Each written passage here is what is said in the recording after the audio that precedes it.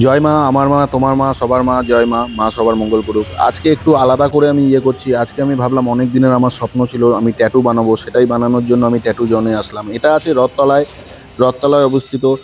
আর এর ফিনিশিং কাজ খুবই ভালো। চলুন এবার ভিতরে গিয়ে দেখাচ্ছি আপনাদেরকে। এই দেখুন আমার ট্যাটুটা বানাচ্ছে খুব সুন্দর। এটা অনেক দিনের আমার স্বপ্ন ছিল এই ট্যাটুটা বানানোর জন্য।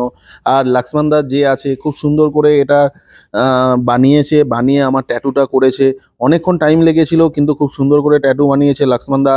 আর ফিনিশিং কাজ অসাধারণ। এত সুন্দর কাজ আমি এর আগে দেখিনি। কেননা এটা আমি যেটা বানিয়েছি, যে ট্যাটুটা আপনারা দেখতে পাচ্ছেন, খুব সুন্দর বানিয়েছে লক্ষ্মণ দা।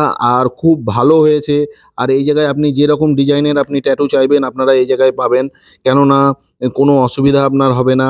আর ওনার ব্যবহার অসাধারণ, ওনার মতো মানুষ হয় না, খুব ভালো মানুষ। আর দেখুন কত সুন্দর ফিনিশিংয়ে আমার ট্যাটুটা বানিয়েছে। এই প্রথমবার আমি ট্যাটু বানালাম। আর এই ট্যাটুটা বানানোর আমার অনেক দিনের স্বপ্ন ছিল। আর সেই জন্যই বানালাম। আর এই দেখুন আমার কাজটা একদম শেষের দিকে। অনেকক্ষণ টাইম লেগেছিল, প্রায় আমার 5 থেকে 6 ঘন্টার কাজ হয়েছে। আর এনার কাজটা হলো খুব ভালো কাজ করে, বলবো মন দিয়ে।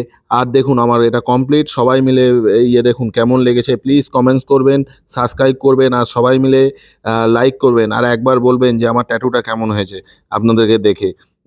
এই যে আমার ট্যাটু একদম লাস্ট ফিনিশিংয়ের দিকে চলছে। আর এবার শেষ হয়ে গেল আমার ট্যাটুটা। প্লিজ লাইক করবেন আর কমেন্টস করবেন।